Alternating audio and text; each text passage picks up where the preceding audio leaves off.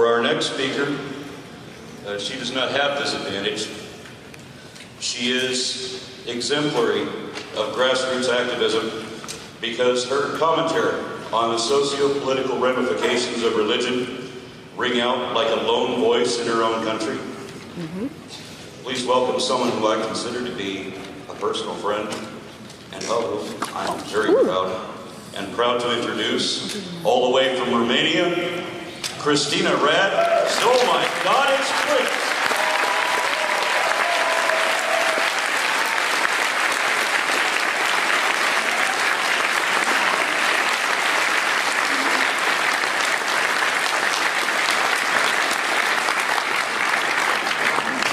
Well, thank you for the introduction. Everybody's been so nice to me here. I don't know, I'm suspicious. I'm fearing I'm about to be pranked or something. It's really surreal. So, my name is Christina Rad. I'm from Romania. And I'm a vlogger, which is honestly not nearly as lame as it sounds. Really. I began making videos some 3 years ago, and it was mostly out of frustration because being an atheist in Romania can be pretty depressing at times. This is how things were in my country some 10 years ago. This was the 2002 census, and as you can see, the vast majority of the population, some 85%, identified as Christian Orthodox, around 5% Protestant, some other 5% Catholic, some 3% belong to other religions, Islam, Greek Catholic, some other smaller weird cults. But the interesting is that the people who did not identify with any religion did not even make for 1% of the population. Not even close. As you can see, there's an impressive percentage of 0.1 of people with no declared religion. As for those who identified as atheists, the percentage is so small you cannot even see it on the chart. I tried to make it visible, I couldn't. It's 0.04%. We don't have the results for the 2011 census yet. I hope things have improved in the last 10 years. I'm just not overly optimistic. There is a huge change. So you may understand why being an atheist in my country, especially an open atheist, is a challenge that can make one seek refuge to the wonderful world of the internet. Because in real life, if you try to share your thoughts with other people as an atheist, you will most likely be viewed as misguided in the best case, or, you know, going through some phase. I cannot tell you how many times I've heard that, or deluded, which is ironic. And in the worst case, as a messenger of Satan. So basically, this is the reason why I started making videos. Now, those of you who may be familiar with my YouTube channel, well, first of all, I'm sorry, you must be a bit traumatized. But you may know that a lot of the times I do discuss religion, and one thing that I keep on hearing over and over again is, why do I bother? Why can't I just let people believe whatever they want to believe? Why do I even care? And the honest truth is that I wouldn't care. I mean, as long as your beliefs don't impact the society in a negative way, it's really none of my business. If you want to believe that the supernatural entity who created the entire universe is now concerned with whether or not you work on Sabbath, you can go right ahead. And same if you believe that rectal probing green little men from outer space are out to get you, or that the planet's gonna fall on top of your head at the end of this December. Or, of course, that there's a unicorn castle at the end of the rainbow. I mean, just because I personally find these ideas ridiculous, I really wouldn't be bothered if this was all there was to them. I mean, in my country, people believe that throwing rice at the newlyweds will help them have children. I don't know if you have the same custom here. And, you know, personally, I think there are more productive ways to get pregnant. That's what you mean. And those methods are a lot more fun, quite frankly. But, you know, if this is what you want to believe, why should I care, right? But you see, the problem is that very often people's beliefs influence their actions. And their actions affect, to some degree, everything around them. I oppose homeopathy not because I just find it silly, but because there are people who see it as a replacement for real medicine and use it as such. And in the same way, conspiracy theories may seem funny. They really are. Until you see these people militating against flu vaccination for children under the claim that it causes autism, and other people buying into that. As for religious beliefs, they may seem benign too, until you see them take over social secular values. This is why we are still discussing reproductive rights. This is why we are still discussing if religion should be taught in schools along with science. And this is why we are rarely discussing euthanasia rights for people with terminal illnesses who sometimes literally beg for it. The unfortunate reality is that in the 21st century, religion is still shaping the world we live in. And if religion remains unchallenged, then so are all the social problems that come with it. Including the fact that in most parts of the world, some people still don't have the legal right to get married because of their sexual orientation. Which is quite ironic to say the least, considering that people justify this legal inequality with a book that tells you it's okay to have relations with your siblings. You may remember Abraham married his sister Sarah, plus apparently all of us, the Homo sapien species, are here because Cain and Abel had sex with their sisters. And it's also okay to have relations with your children. You may remember that Lot impregnated both of his daughters. Because, I don't know, I guess a man's gotta do what a man's gotta do when his wife gets turned into salt. You are also free to have sex with your slaves, like Abraham, again, with your rape victims who have to marry their rapist, with 700 woodmen at once, like King Solomon. I can only imagine what a handful that was. And even with little girls, once, of course, you kill their families and destroy their homes and all that. So all of that is fine and dandy. However, relations between two legal consenting adults of the same gender are just very, very wrong.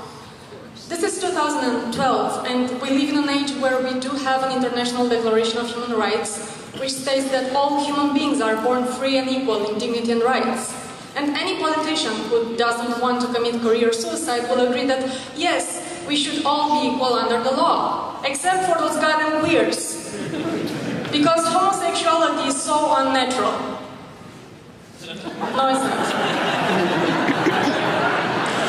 Yeah, I'm gonna keep this picture up for a while because I like it.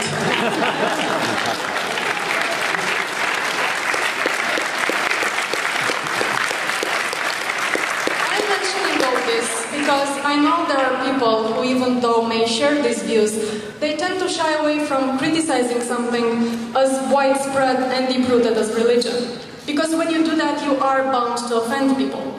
There is this general notion that we must respect people's beliefs no matter what we think about them, and I couldn't disagree more with this. I don't see why any system of beliefs deserves respect simply because it exists.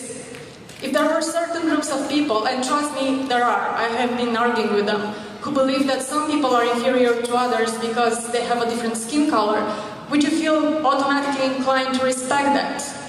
Then why should religion be any different? If we want to see anything improve, we need to get over these social taboos, because ignoring facts will not make any problems go away. And the fact is this, that about 70% of the world population lacks religious freedom right now. We do need to talk about this if we hope to change anything, because freedom of religion and freedom from religion are fundamental rights that everybody should have.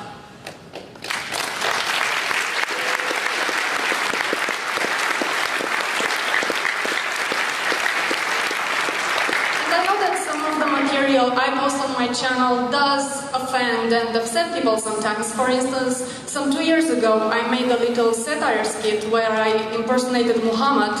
He's the Prophet of Islam, you may have heard of him.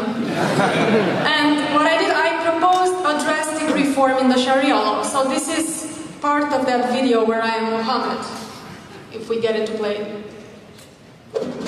If someone somewhere says or does something you disagree with, making death threats is not a viable option for you to argue your points. You see, making death threats, or in the worst case, going through with them, is not really the best method to defend what you call a religion of peace. Think about it. All women deserve the same respect that men do, regardless if they choose to wrap themselves in garbage bags or not. Burqas. Yeah, burqas. Now, I know this may come as a bit of a shock to you, but as a universal rule that applies to any circumstances you may think of, women are not the property of men, and should not be considered as such. Ever. Beheading, stoning, hanging, cutting of limbs, flogging, and any other such types of physical punishments are from now on strictly prohibited. Consensual sex between adults is not a crime, and there should be no legal penalties for it.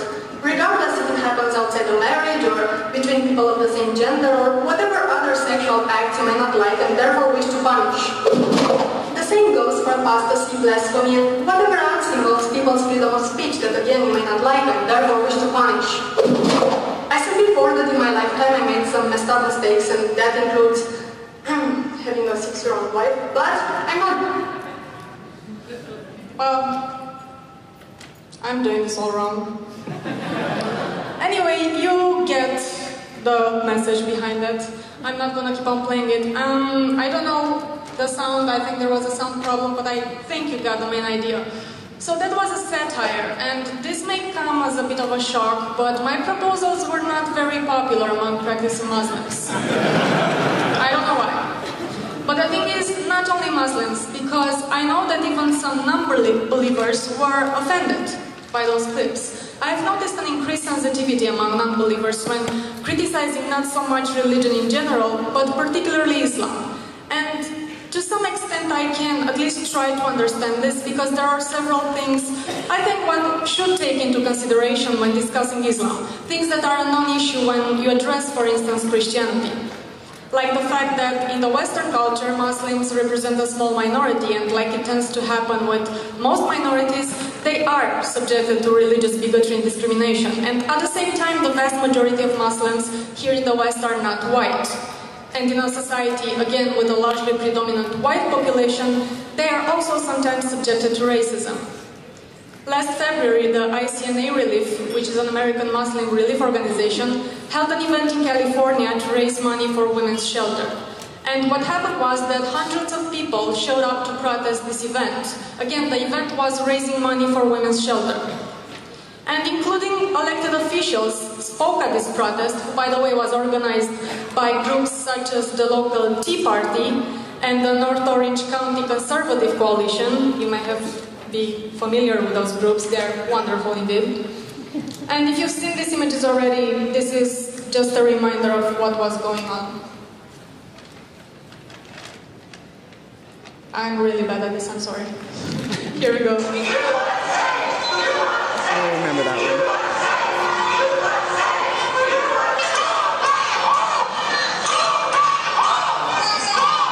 Combine that disgusting. Yeah.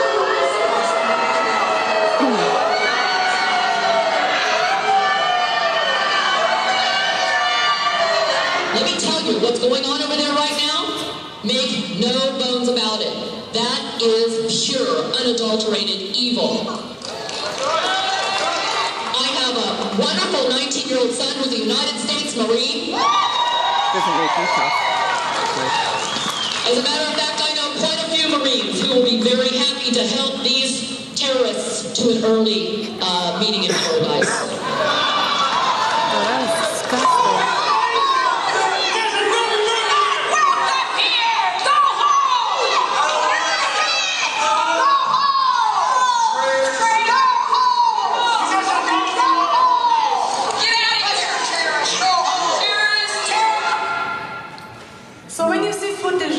It's hard not to have a gut reaction. I mean, I've seen this footage like 20 times and I'm still having a gut reaction. It's hard not to empathize with these people who are obviously, in this case, targeted by bigots and harassed in that horrible manner. And at the same time, another gut reaction may be to try to disassociate yourself from those aggressors. And, you don't want to be on their side, so your instinct might be to, let's not talk about Islam, let's leave Muslims alone, they are persecuted enough as it is. But doing that means ignoring the fact that Islam is the second biggest religion worldwide. A religion that is severely oppressive to millions of people, especially the ones living under Islamic theocracies. We simply cannot afford to forget this. And I know another reason why some people tend to stay away from the subject of Islam is that with Islam, religion and culture are so tied up, they are sometimes almost indistinguishable. So people associate criticizing one's religion with criticizing one's culture, which for some reason they consider it should be taboo. I strongly disagree that in the name of embracing multiculturalism, we should close our eyes to reason and common sense and pretend that no culture is better than other.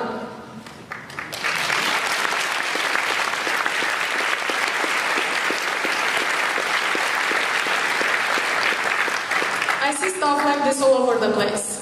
And while this may look witty at first glance, it's wrong on so many levels. Yes, there is social pressure on women in the West too, and yes, we definitely need to work on that. However, think about what would happen if these two women would change outfits for a day. For the sake of the argument, let's say that the woman on the right is from the United States and the other woman is from Saudi Arabia. What would be the reactions on the street if the woman on the right would decide to wear a burqa all of a sudden? Some people staring maybe? Worst case scenario, somebody may shout something rude. What about the other woman? What would happen if she decided to appear on the streets of Saudi Arabia wearing something revealing? Well, anything could happen to her. And I mean literally anything, from being beaten, raped, or even killed. So how is this even comparable? We've been witnessing recently that Western countries, more and more of them, are starting to allow the function of Sharia courts, which is something that I vehemently oppose. I'm 100% behind Mariam Nemezi's demand to have one secular law for all citizens and oppose faith-based laws.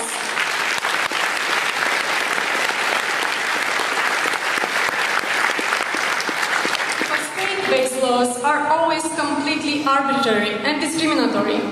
And one of the main counter-arguments I keep on hearing is that Sharia courts in the West are only limited to civil matters.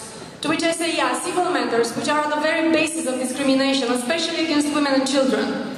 By allowing Sharia courts to function, we are declaring that religious principles should have legal authority over things like child custody, divorce, inheritance, domestic violence. These are issues dealt with by Sharia courts in the West right now. How the hell did this came to be? And another argument was, well, we already have Jewish courts of law, so then what's wrong with Sharia courts? And to me this sounds like saying, well, cancer is not that bad, I mean, we already have AIDS. I don't think religion, any religion, should be incorporated in state laws, period. I guess my idea of progress is fixing the bad things and not adding new bad things on top of them. Maybe I'm just crazy.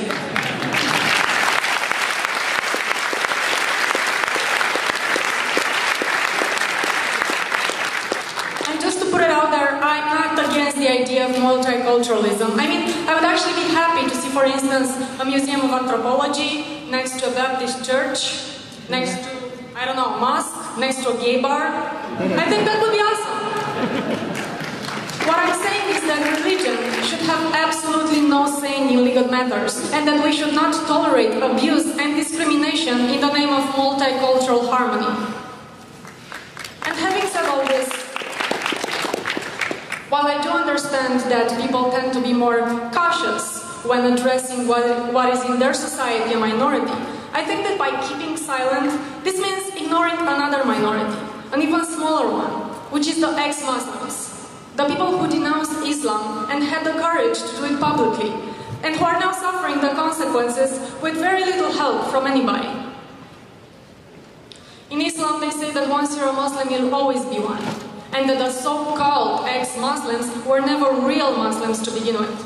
And while the Muslim community is welcome with open arms all the new converts, hell has seen no fury when somebody becomes an apostate.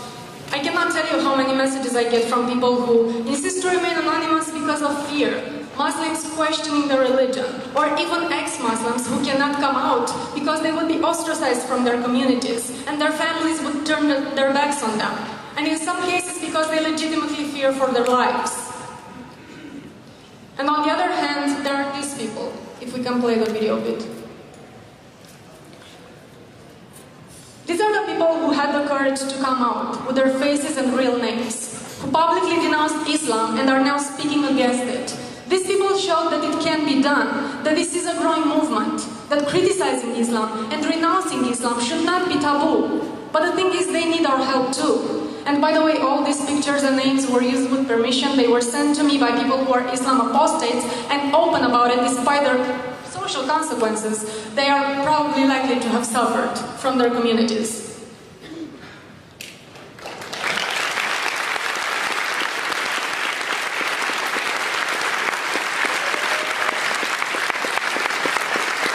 And these applauses are for them, not for myself, because they are indeed courageous.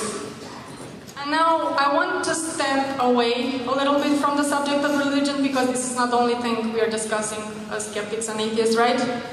This is what we say. I want to talk about a completely different subject, and I'm sorry if changing subjects like this may be confusing, but I really want to talk about this too because I don't get to do this so often.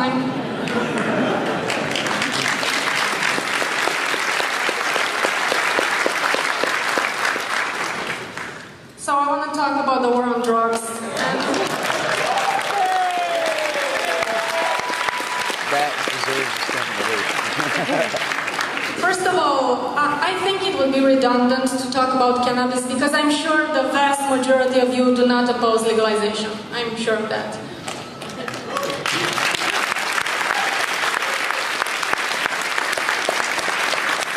But just to get a feel of the audience, I would just like to know how many of you think that consumption of hard drugs should remain illegal. And we're talking about things like cocaine, heroin, and so on. So if you think the consumption of hard drugs should remain illegal, just raise your hand so I get an idea. Okay, quite a few of you. Okay. I hope that I will manage to sway you a little bit by the end of this, because the war on drugs has been systematically proven to be a complete failure, and yet we continue to invest billions of dollars in it and put in prison millions of people for victimless crimes. And just to make things clear, I don't condone or encourage the use of hard drugs. I don't like hard drugs, and I hate what they do to people probably just as much as you do. However, prohibition is not the answer. Since we started this war on drugs, the black market practically exploded, and with it, so did a number of drug-related problems. The United States spent an estimate of $15 billion in 2010 alone on the war on drugs. The United Nations Office on Drug and Crimes estimates that globally the drug trade is worth around $320 billion a year. And despite this money invested in the war on drugs, and despite interventions at every single point in the supply chain, drug consumption has been rising, prices have been falling, and access to drugs has become easier. Also, the number of people sentenced to prison has increased exponentially. This is a chart of the world leading jailers. You may see that the United States is the front runner there, followed by Russia and South Africa. I don't think it's a reason to brag about. Europe is not that bad, however, it's getting worse, which again is a problem. And now if you look at the chart of federal prisoners in the United States, you can see that the number of prisoners convicted for drug-related crimes far exceeds the number of people incarcerated for violent crimes. Anyone else is a problem with that chart? Also, this chart here is showing the increasing number of prisoners since Nixon declared the war on drugs and since the Sentencing Reform Act. And if you look at it, it pretty much speaks for itself. Now, I don't know about you, but personally, I feel guilty we are contributing with income tax money to keep these people in jail. And in some cases, we take them out of college. This happens.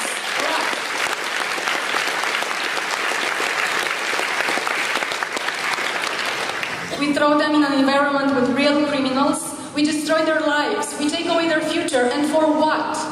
These people need help, if anything, not punishment, not jail time. As for decriminalizing them,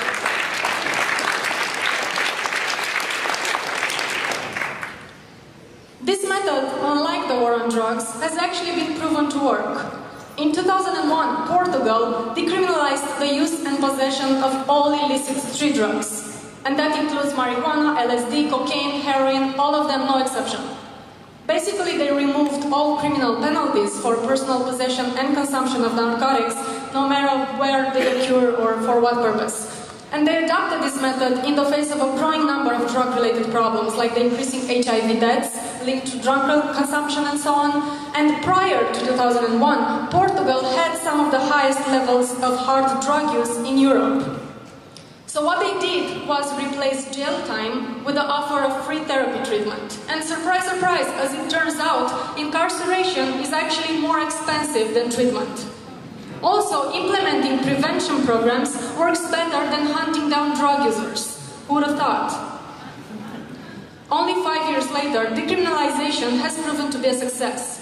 For kids of ages 13 to 15 and 16 to 18 years old, drug consumption rates have actually decreased. Now, you may theorize about the reasons behind this. Maybe these substances seem a lot more attractive to kids when they are illegal, or maybe because prevention programs are doing their job, maybe there are other reasons, a combination of them. But the fact is that for these two critical groups of youth, who are the focus of the concern, prevalence rates have declined for virtually every substance since decriminalization. Also, the number of newly reported cases of HIV and AIDS among drug addicts has declined substantially every year since 2001. Drug-related mortality rates have decreased as well, and the number of people seeking treatment has more than doubled in just 5 years. As for the pessimistic predictions that Portugal will become an oasis for drug-using tourists, or that the number of young drug users will increase overnight, none of that happened. This idea that decriminalizing drugs will bring on, I don't know, the much-anticipated zombie apocalypse or something is baseless. So please don't fall victim to these scare tactics, because with the current economic situation, we cannot afford to throw billions of dollars out the window with absolutely no results, as it is happening right now.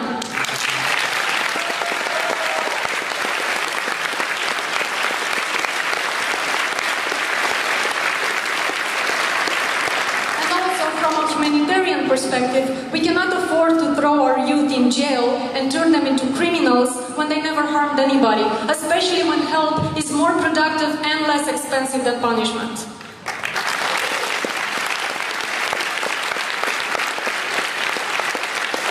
This is all I have for you today. Thank you very much. You've been wonderful.